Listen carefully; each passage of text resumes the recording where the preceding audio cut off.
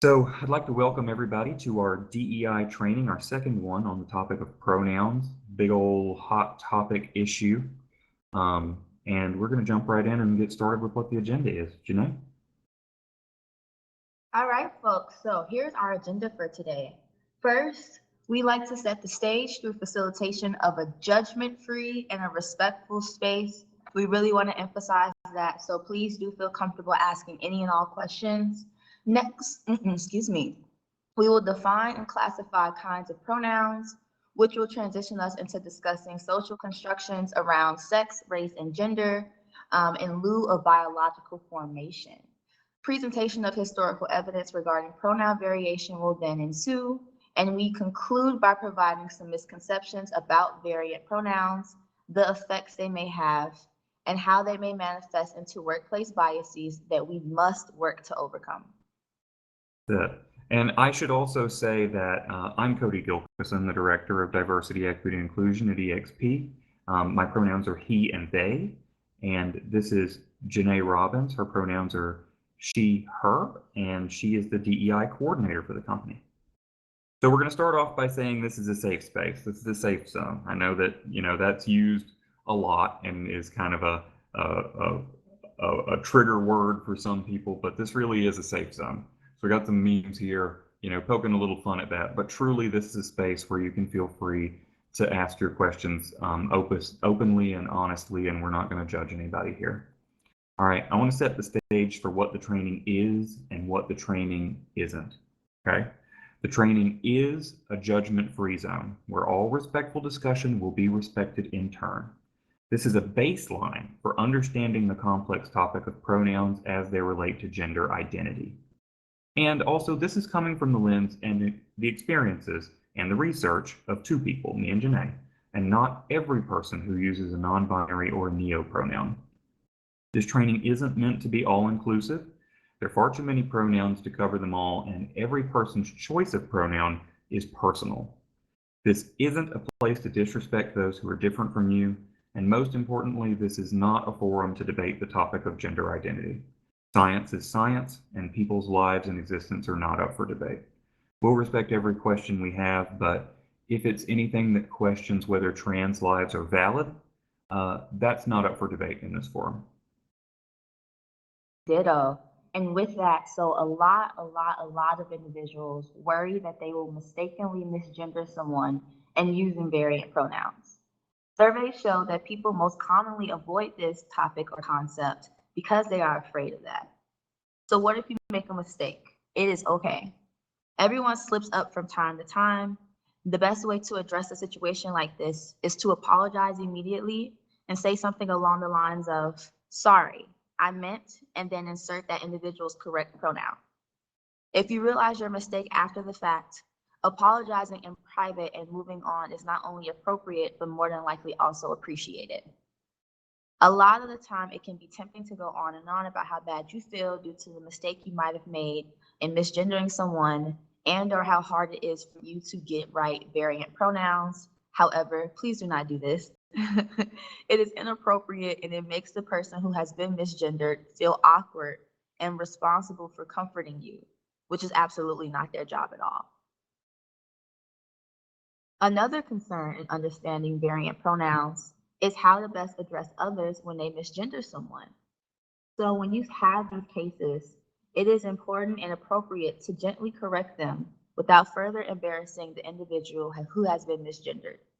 This will look something along the lines of saying, Alex uses the pronoun she, and then moving on. If there are folks there that are consistent on using the wrong pronouns and misgendering an individual, please do not overlook or ignore this. It is imperative that you let that misgendered individual know that you are their ally. It may even be appropriate to approach them and say something like, I noticed that you were getting referred to with the wrong pronoun earlier, and I know that can be really hurtful. Will you be okay with me taking them aside and reminding them about your pronouns? Follow up if necessary, but please take your cues from the individual by gauging with their comfort level. Your actions, in turn, will be greatly appreciated. Very good point. So we're going to set the stage with some bare basics. These are 5 baseline facts that you need to know when you're learning about pronouns. First, people's pronouns are worthy of respect. There are serious negative implications to not treating them as such. We'll get into those later. Second, the ever-expanding list of pronouns is not a punchline or a phase. It's important to note that while you may find a little comedy in the fact that the list of pronouns grows daily, it's not a joke. What people choose to go by as their pronoun is something that you should respect. Societal views are changing, and it's a great practice, not just in this, but in lots of areas, to put yourself ahead of movements like this, or you'll get left behind. This training should be seen as an encouragement to do more research on the topic of pronouns and gender identity yourself, and to stay educated. And realize that we have to do trainings like this because trans and gender expansive people are dying in incredibly alarming numbers, largely due to the lack of education and empathy toward their experiences, right? If we other people or treat them as different or less than, or think that what they're going through is something that they imposed on themselves out of some vanity or some notion like that, we're fundamentally devaluing them as a person. And if we as a society hold that view, this leads to really negative consequences for that community. And right now we have an absolute epidemic that's not being televised of particularly women of color who are trans, who are being murdered and people don't even blink an eye. And that's not acceptable. So whatever we can do to improve their situation should. This is a graphic that I put up in the DEI office, and I use it every chance I get, but I'd rather be excluded for who I include than be included for who I exclude, right?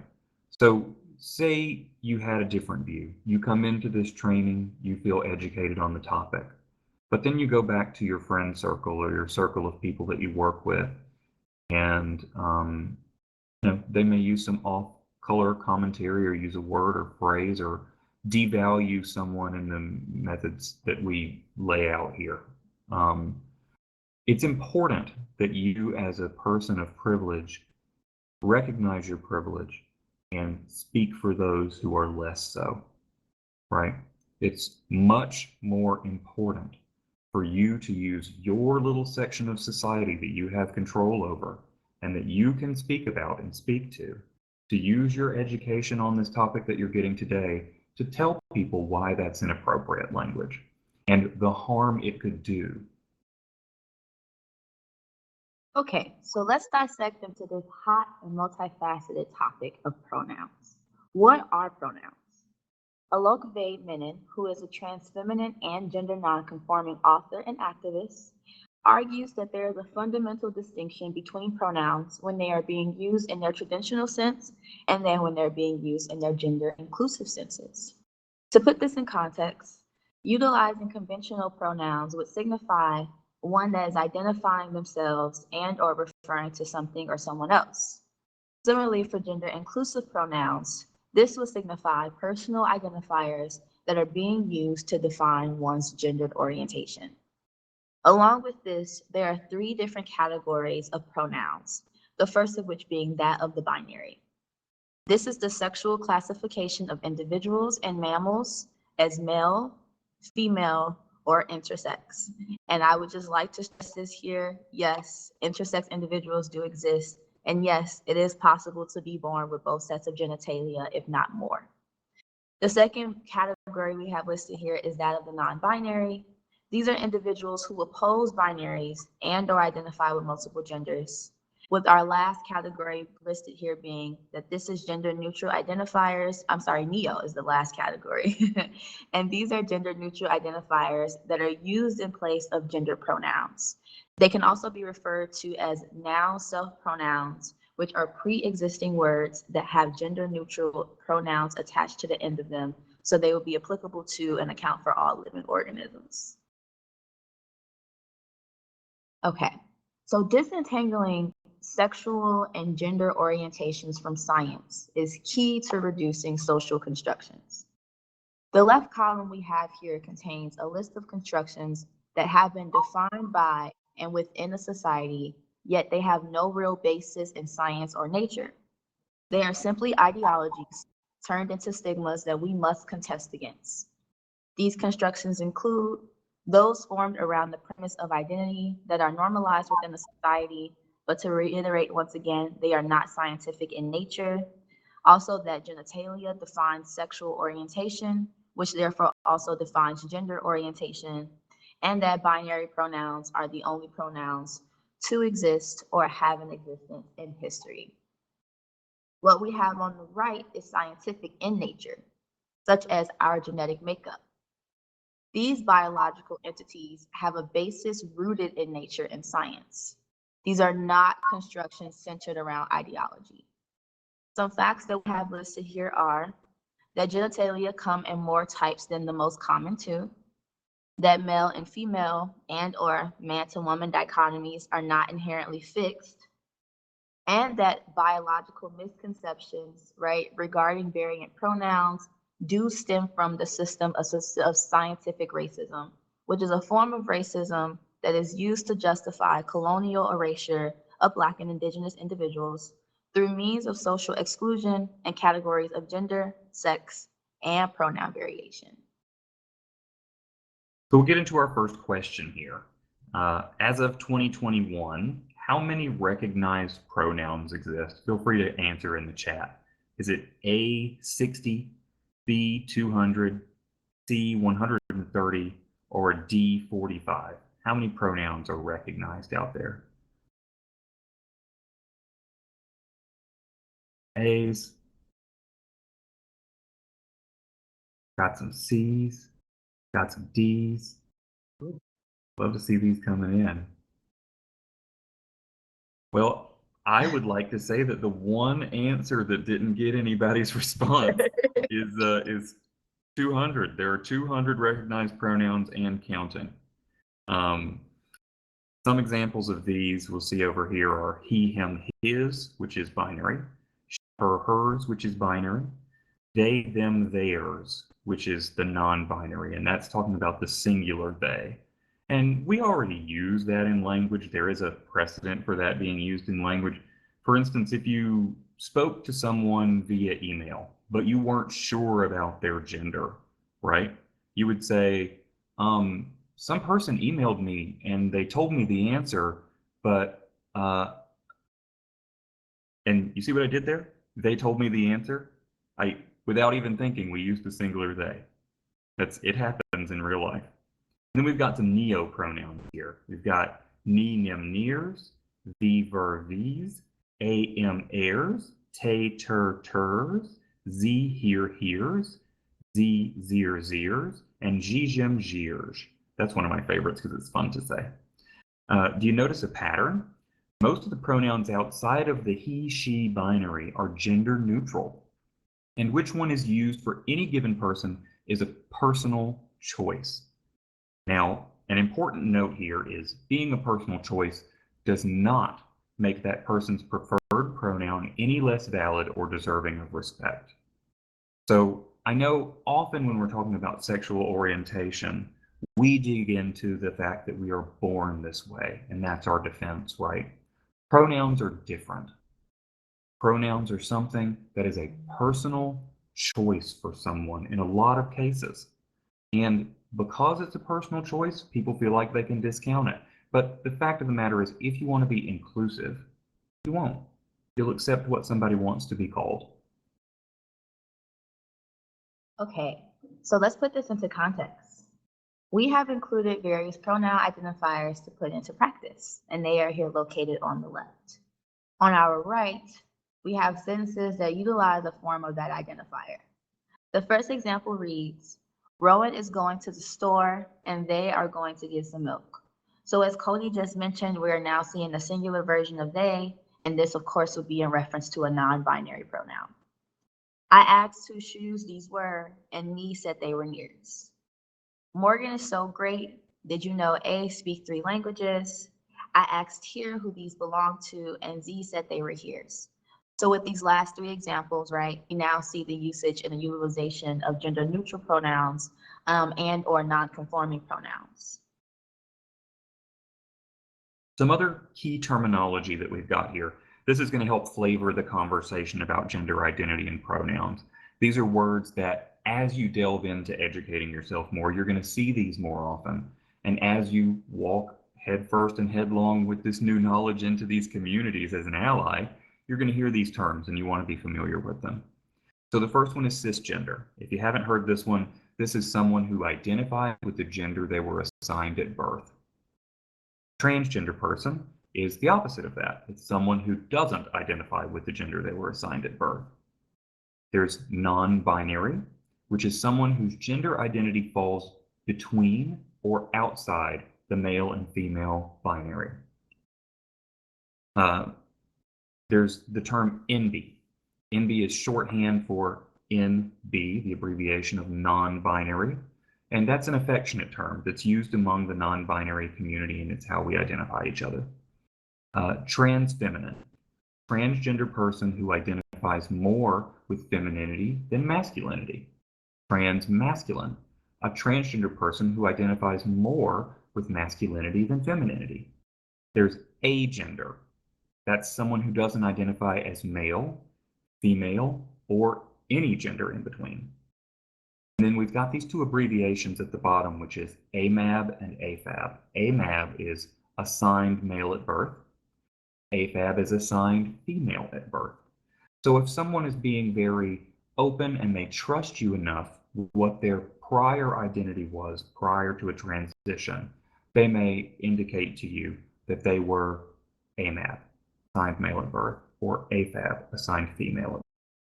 If they now identify as more feminine than masculine, they could say that they are AMAB transfeminine, right? That's someone who was assigned male at birth, but now identifies more as feminine than masculine. So we've got a question here, and I'll give you a hint. One of these is meant to lighten the mood and not meant as an offense.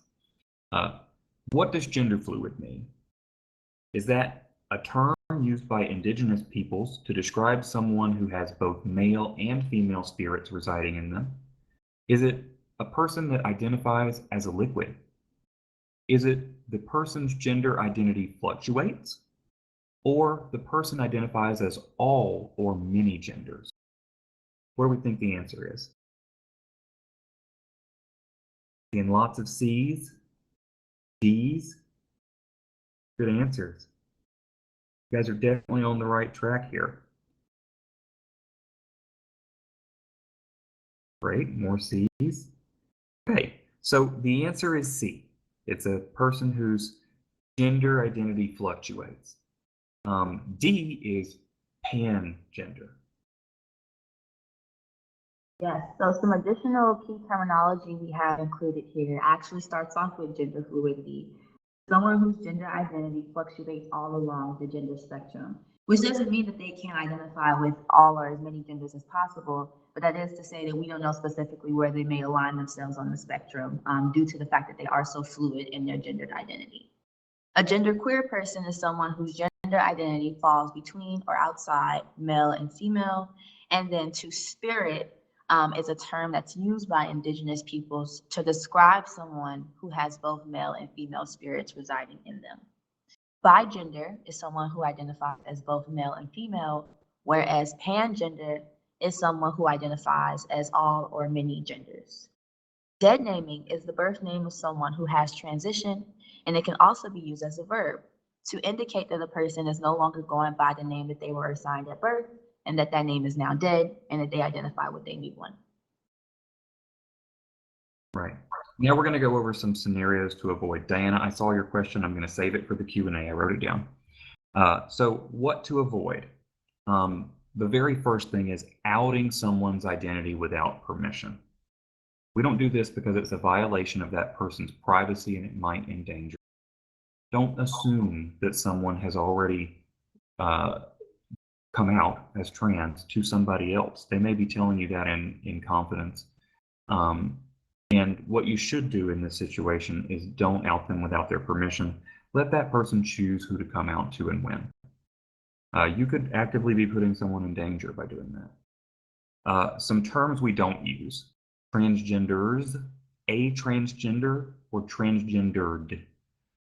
We don't do that because transgender is an adjective and not a noun or a verb. Say transgender people, or a transgender person, or transgender. We don't refer to someone as transgendered because that implies that something was done to them. We don't say a transgender because that is othering that person. And we don't group people together as transgenders because that's derogatory. We don't use these two words, and trigger warning, these are seen as slurs: transsexual or tranny. Transsexual is an outdated term mostly. There are some people who still use it, but for the most part, we avoid, okay? And tranny is extremely offensive. We don't use that in any scenario. The correct word is transgender or trans. Trans is acceptable. What not to do is assume a transgender person's sexual orientation. Gender identity is separate from sexual orientation completely. They can have any sexual or romantic orientation they choose, right? Or, sexual orientation is something that you're born with, and gender identity is something that you were born with. These are two different things, okay? So don't assume those. For instance, me personally, I personally know two trans feminine women who are both attracted to women. So they transitioned. That did not make them gay. That did not make them transition because they're attracted to men, right? They transitioned because that's who they are, and they still attracted to women. Okay, then next, asking a transgender person about surgery, genitals, or sex life. These are personal questions about their body, and it's invasive and it's inappropriate. Not all transgender people have or want surgery. There are plenty of trans people that never have one minute piece of surgery. That does not make it any less valid, and it is not something you should bring up. If they want to talk to you about those things, you should consider that an honor. But for the most part, unlike your maybe cisgender friends, it's not something that they want to delve into with everybody. Transgender people are typically pretty guarded about what's going on down south. We don't want to talk about that, right? Unless we bring it up to you. Ignore someone's preferred name or asking for their birth name. Now, another point here is, you don't have to take this as me asking someone what their prior name was. It also applies to me asking someone who knew them before their transition what their prior name was. It doesn't matter. Legal name changes can cost a lot of money, and asking for a birth name is incredibly disrespectful. You should use someone's preferred name. Same thing goes with asking for photos of what they looked like before. Along the lines of dead naming that Janai was talking about. It's just not something we do. Who they are now is who deserves respect and who deserves your curiosity. Something else to avoid that we all unfortunately do is guessing someone's pronouns. There's difference about passing. So passing is something, it's a term that's used in the trans community and elsewhere, where someone would be passing if you, or another term that they use in drag circles is clock. You can't clock somebody. That means that if this person is a transgender woman, you would never know that they were transgender. They look like any other woman. Not everybody has that luxury. And just because they don't have that luxury doesn't mean that you should assume that they are trans. Trying to guess invalidates their identity. You'd always ask people what their pronouns are. And if you don't ask or can't ask due to the situation, use they, them. It's acceptable.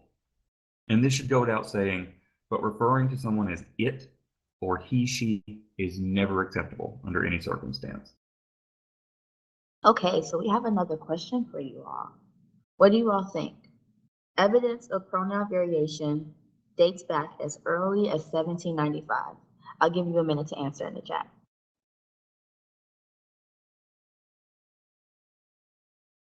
Looks like we got a bunch of A's. Yeah, I know. Looks like we got a bunch of A's. And you know, the funny thing about this, it's true, and we're going to get to the next slide. The funny thing about this is pronoun variation dates back as far as we have print advertising, because people didn't want to be gender specific in advertising.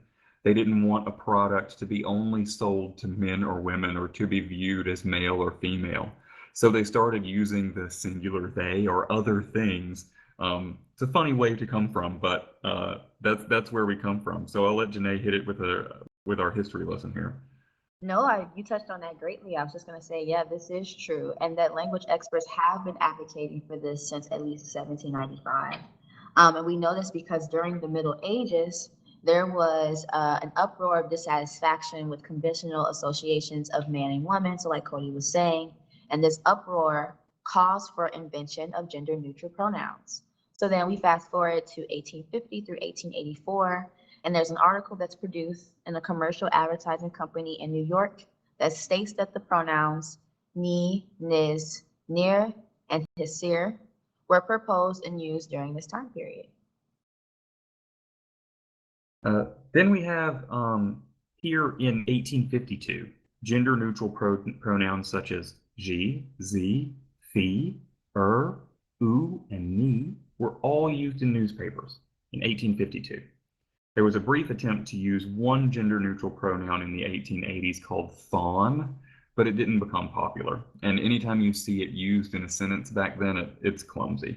And we actually see here from the 1934 Webster's Dictionary, thon, a proposed genderless pronoun of the third person. So even they are admitting that this one kind of failed. And it was actually it's an abbreviation of putting the words that yonder, like that yonder person, which is a funny little bit of slang that doesn't really work today. And then in the 1970s, we see advocacy for gender neutral pronouns continued, and lay was briefly used before dying out. Fast forward all the way up until the 2010s. And we have a sharp rise in gender-neutral pronouns becoming a broader global conversation, whereas it had been primarily discussed within queer communities. And now the role of media in this rise has led to greater visibility for transgender, non-binary, and neo-identifying individuals.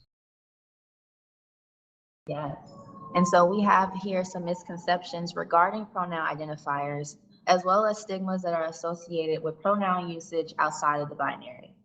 One of those is that gender neutrality is confusing and that it poses language barriers and that there's no way for us to account for all identifiers, as well as that man and woman binaries is the only set of legitimate identifiers, that it's fine to assume pronouns on the basis of appearance and or sexual orientation, and that due to increasing presence of stigmas, it is essentially futile to further education on gender neutrality. And I would also like to add in there gender nonconformity as well. But while these misconceptions and stigmas surrounding variant pronouns are actually social constructions in and of themselves, their effects are very real and very severe. And one of those effects that we see is the prevalence of several inequities revolving around identity, the sustainment of inhumane policies, procedures, and modes of behavior and interaction, the furthering stigmatized and oppressive views on identifiers, and also the reinforcing of corrupt institutional biases that impact one's sense of identity, their mental saneness, and their establishment of belonging, which may then also manifest into violent acts of inhumanity.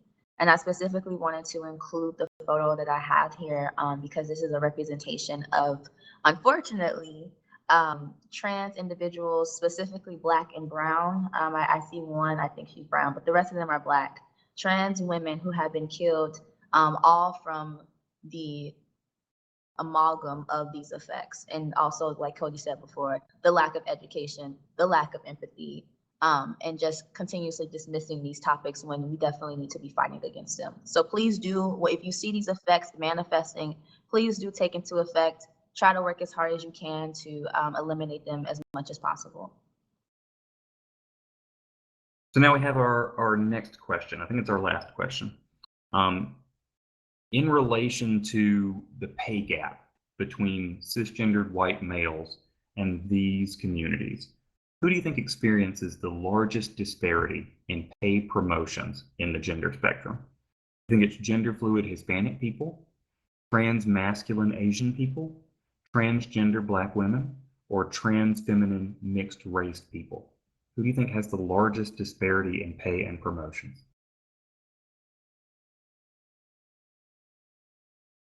A lot of C, B, yeah, C and D.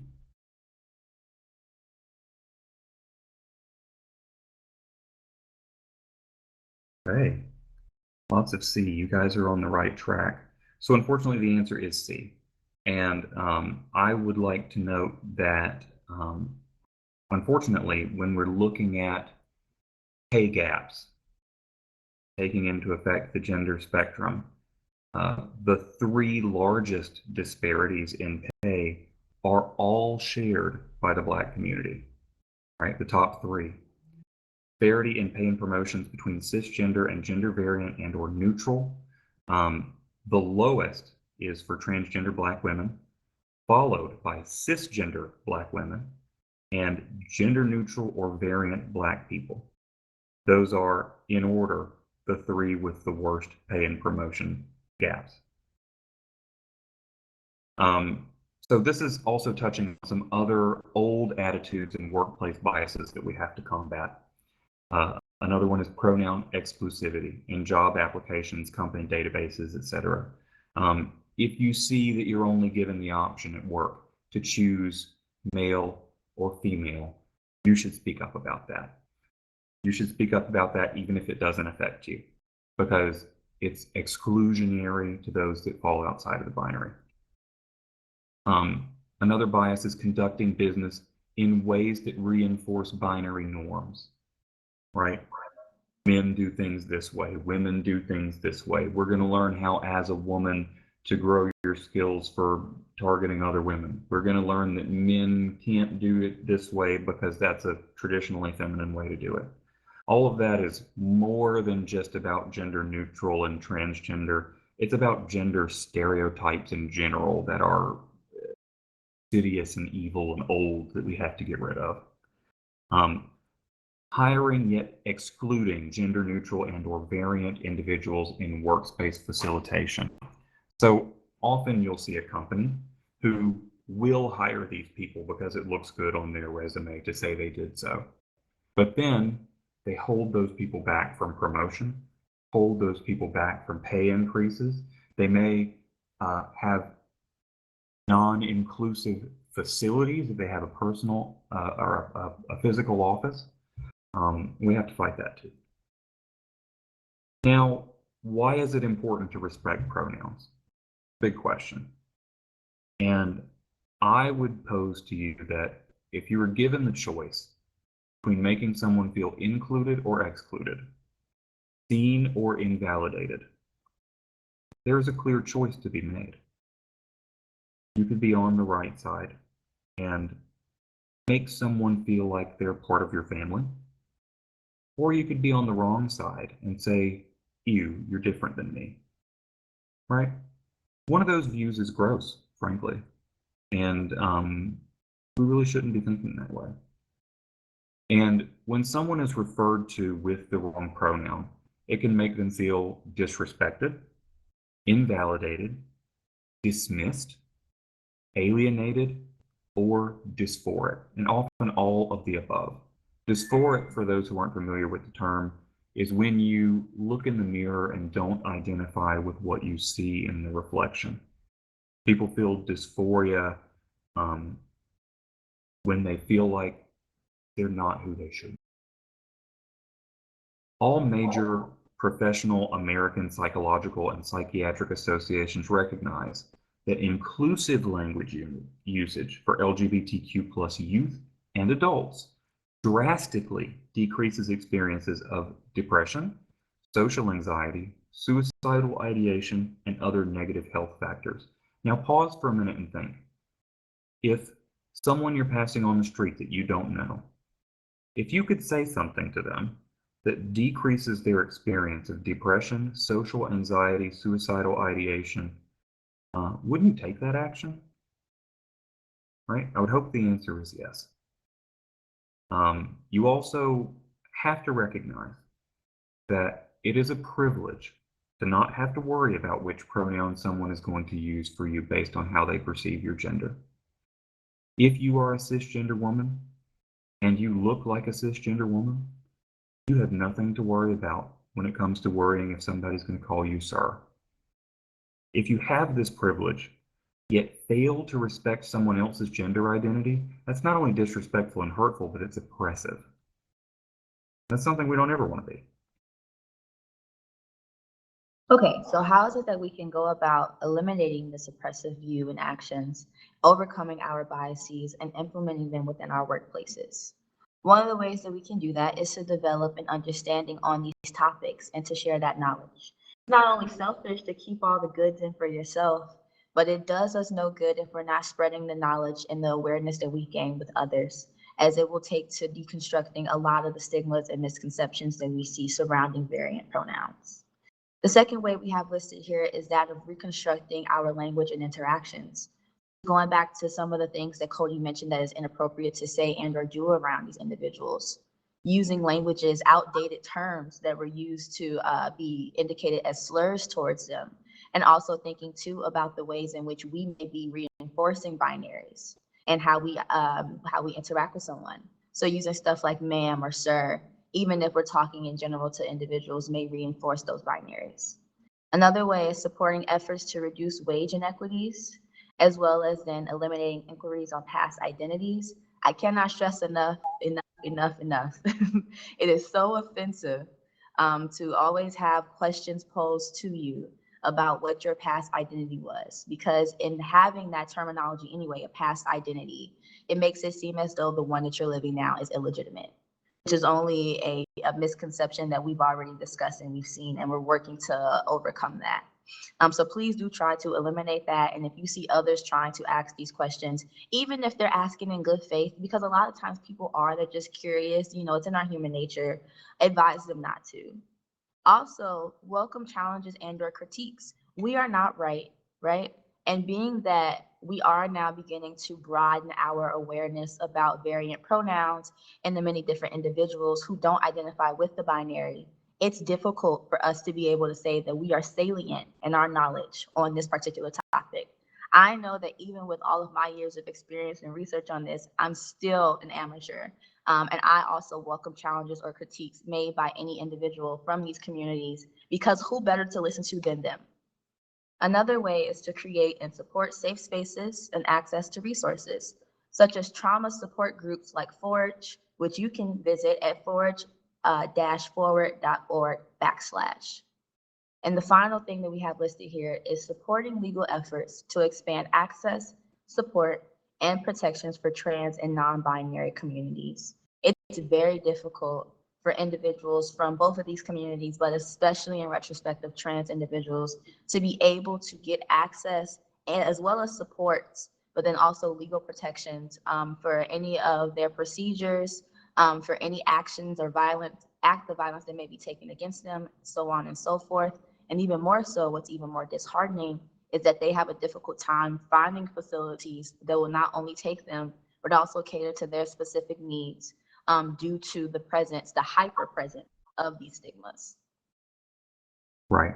I'd also point out here that we put the logo for the Human Rights Campaign there. That's the blue square with the yellow equal sign.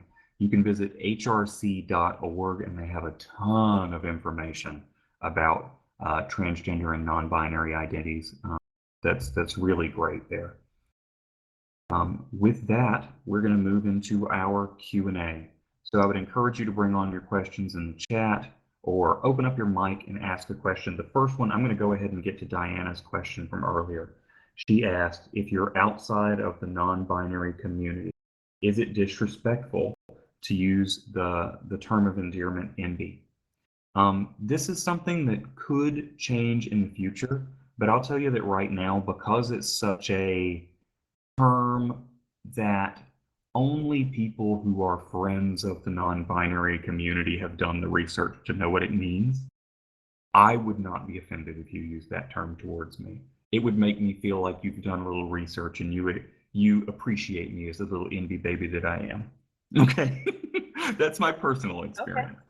Well, and that might just be one of those things that varies from person to person, just like anything of people who are not the people we're talking about today. That's one thing that has always been confusing to me, is that everyone in the world is unique and different, right? Like everybody, and so it's like we do pick and choose. We are guilty of saying like, well, I can talk to this person this way and I can talk to that person that way.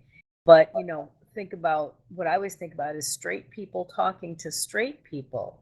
You still need to be respectful. So why has anyone ever thought that it would be okay? One of the things you guys talked about before was, asking about, hey, have you had gender reassignment surgery? Or, hey, well, how is your sex life? It's like my neighbor is a straight woman like I am, but she has red hair. So she's different from me in some physical manner, correct? And it's like, I wouldn't certainly ask her about her sex life, and it's odd to me that when someone is different in any manner, that anybody thinks that they have the right to say, hey, I want to talk about our differences, mainly yours.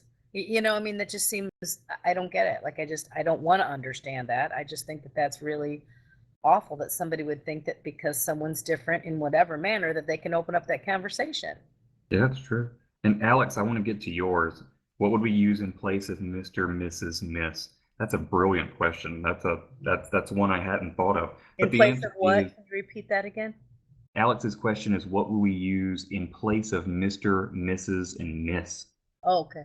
Right, that's a good question. I think that the answer there is that you should ask what someone prefers. You often see people nowadays using MX, mix, X period, or avoiding using the honorific altogether.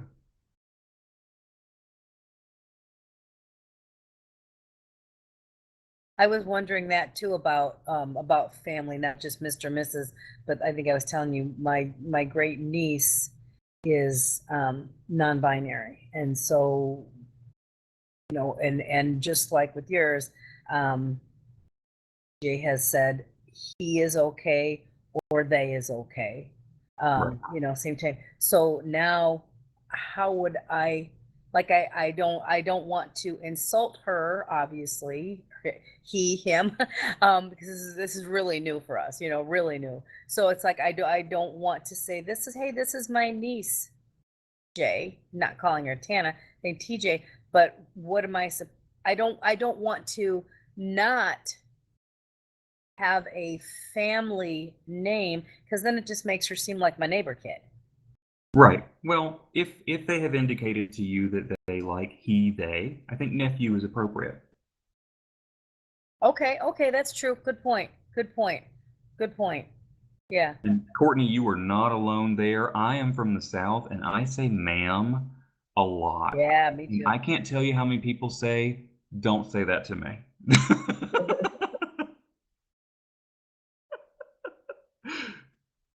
Something I was born with, that we all have to adjust our language for more reasons than just this. In this day and age, ma'am is not. It's becoming unacceptable. Born and raised in North Carolina, and I say ma'am, like I was taught that you do yes ma'am, no ma'am. I can't say NOSIR right now because my dog will react. Oh. But I mean, it is born and bred into me. But does that mean I like being referred to as ma'am? No, that's my mom. Right. Yeah. I feel weird when people call me sir too. Gross. Alex, going Don't do to that. yours. For example, in a cover letter, it would be then best to avoid assumption to not include the honorary. So I'm going to answer that a little more broadly. There's a question that has come up before. Would it be better to avoid using pronouns altogether and just refer to them by name or with they, them? The answer is no. The answer is it's better to ask. After the first or second time you do it, the person will realize what you're doing. and assume that you're uncomfortable asking, which isn't a good look.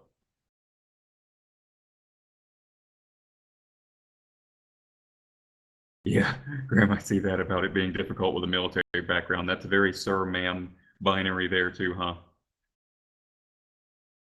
When opening up and addressing many people, I usually say ladies and gentlemen and all genders. That's nice. Yeah. I'm a little less formal. I like to say ladies and gentlemen and my gays and theys. Not appropriate for everybody, but that's me making a laugh here. I love it. Oh, I love that. Oh, I believe I heard nieces and nephews that come out as NB can also be called niblets. That is adorable, actually. If somebody asked you to call them niblet, I would do that in a heartbeat, and I'd never forget it. Aaron, I have really good news for you. Actually, I was saving it to the end. Aaron asks, will EXP be addressing employees, including their pronouns in their email signatures? I see that more and more every day. I am very, very happy to say that coming in the next couple of months, maybe even next month, coming very soon, marketing is revising the official guidelines for an email signature to include the ability to include your pronouns. That's coming very soon, something that I worked very hard on. I was told ma'am is actually a derogatory term the slaves had to use. I didn't know it had a basis in that. I thought it was a shortening of the word madam. I could be wrong. Do EXP managers and leadership receive this training? You know what? This training is being saved and the link will be sent to them. Learning a lot. I'm going to share with my wife, who also has many. Great. Tell us more about the different neo-pronouns. So there are so many neo-pronouns, and when we say the list keeps growing, all of these are neo-pronouns that are coming on. There's a lot more than we shared here. The thing to know about neo-pronouns is if somebody tells you that their pronouns are something that you haven't heard before or you didn't see on this list, they're still valid. That's what I would say about different neo-pronouns. Now, I want to get to some questions that were asked anonymously before the session. So this is one I have a lot to say on, and since we have some time, I'm going to cover it. I got the question, how can I be supportive of someone who is trans or non-binary within the context of my Christian faith? This is a real hot topic, so I'm going to get real with you. I was at one point a youth pastor, so I have a little bit of background with Bible study and that sort of thing. So first, recognize that trans and non-binary people have been around forever, but in the days when many of our religious texts were written, nobody had the words to accurately depict what this was, or those types of people were shunned because society hadn't advanced enough to be supportive of people's differences in the way that we are now. When Christians think about gender, they tend to go back to the beginning. Genesis, we find two stories about how things came to be. The one that's often referred to the most is, so God created humankind in his image. In the image of God, he created them, male and female, he created them, Genesis 1:27. If you grew up hearing these stories and living with people who seemed to fit inside these gender boxes, the existence of transgender people might seem to fly in the face of God's created order. However, when we look just a little closer at each of these passages, we find a much more complex and beautiful world. For instance, when God creates men and women in Genesis 1, it's after creating opposites in every other corner of creation, day and night, land and sea, flying birds and swimming fish. Humans, then, are also created in an opposite pair, male and female. But the problem with a literal reading of this text is that even though Genesis 1 sets up these binaries, God's creation exists in spectrums. In between day and night, we have dawn and dusk. Between land and sea, we have coral reefs and estuaries and beaches. Between flying birds and swimming fish, we have penguins and high-jumping dolphins, not to mention that the uncategorizable favorite, the platypus. No one would argue that a penguin is an abomination for not fitting the categories of Genesis 1, or that an estuary isn't pleasing to God because it's not land or sea. In the same way, God gives every human a self that is unique and may not always fit neatly into a box or a binary. Among cisgender people, that is those whose gender identifies aligning with the sex they were assigned at birth, or non-transgender people, there's a wide variety in height, strength, hair distribution, size, and shape, and nearly all other physical characteristics, which makes it hard for every single person on Earth to fit neatly inside one culture's categories of what man and woman are. There is, too, a diversity among transgender and non-binary people when it comes to bodies, personalities, beliefs, and experiences. But rather than writing Genesis 1 off as fiction that doesn't match reality, many affirming Christians recognize that the stories set down in this chapter were never meant to catalog all of creation, in which case it wouldn't be a Bible, it would just be an encyclopedia, but rather to point us towards God's power and love. Not every microbe and constellation must be named in this chapter in order to have a purpose. Does that make sense to everybody? And now I'm going to get off my religion high horse. Do we have any other questions before we get back to the ones that were asked anonymously? Oh, thank you for that. Cody, this is Taisha. Hi. Hi. Would you mind, or you or Janai mind sending me the slide? Of course.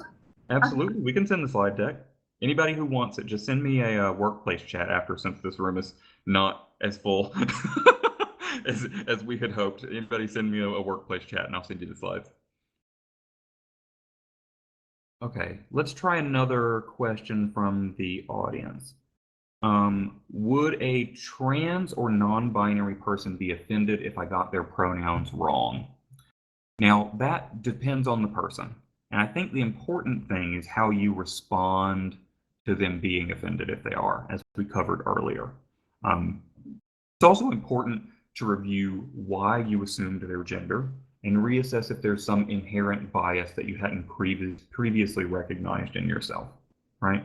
It's always good to self-reflect and see, what did I do that made that come off as offensive, and how can I fix it next time? That's important. And I think it's something that's so beautiful about Gen Z. I know so many Gen Zers that when we correct them on something, oh, that's not my preferred pronoun, or, you know, that thing that you said came off a little racist. Unlike other older generations like mine, they don't retract into a shell and be like, I can't believe you called me the worst possible thing. I'm going to hate you forever now. What they do is they say, thank you for pointing that out. I'll readjust for the future. It's a very mature way of thinking, and I wish we could all be more like that. Got any more questions? Kelsey typing, I'm going to let her.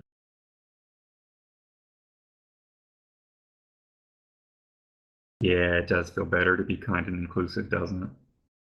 Makes you feel good. You can always feel like you're in the high ground if you're always kind. So another question we had, and this is a hot topic issue.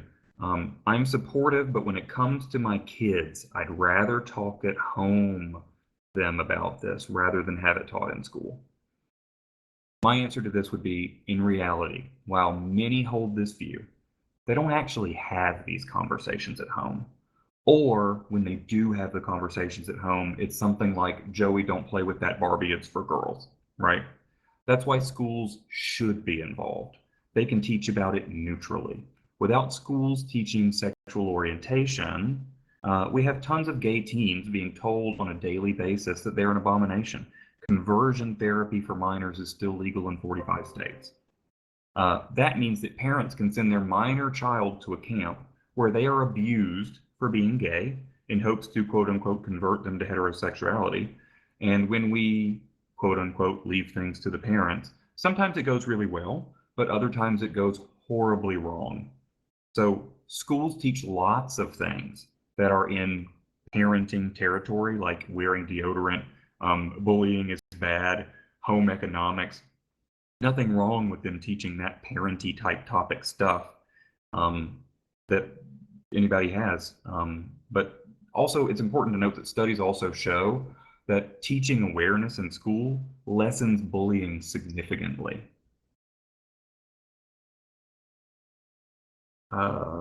What else do we have? Ooh, here's one that I like. Isn't it insulting to ask people about their pronouns? Won't people feel like they're being singled out? It's true that this question can be used or interpreted as an insult, since traditional ideas about gender tell us that it's supposed to be obvious what gender a person is. Think about the classic 90s SNL character Pat. You remember Pat? It's Pat. The entire premise of the humor was that obviously no one could ever ask Pat what their gender was, so they had to concoct these indirect schemes to figure it out. But everybody was too uncomfortable to just ask. But if we can accept that gender is a matter of self-identification, and it's more than just a simple binary, and it's more than what someone looks like, then we can't be sure what anyone's gender is just by looking at them. That means asking for a person's pronoun is more like asking for their name, not an insult. There's just no other way to know. You don't look at someone and say, oh, that's a Joey. You know, I mean, sometimes you can. Some people look like a Chad, let's be real. But as for singling people out, this is a problem only if you actually do single out trans or gender nonconforming people, right? If you see someone who looks relatively trans and you ask, that's singling out. So to avoid the insult, you have to be consistent and ask everyone about their pronouns, regardless of how you read them. I also want to note, we've seen people that are really, really happy about the fact that yesterday, President Biden made a series of executive order announcements. We love this. For those that didn't see, he took several executive actions yesterday regarding the LGBTQ plus community, queer homelessness, hate crimes, protections for trans youth in school, just a whole lot of stuff. It was a beautiful, poignant, and powerful ceremony, but problem with executive orders is that they can be undone instantly by the next administration.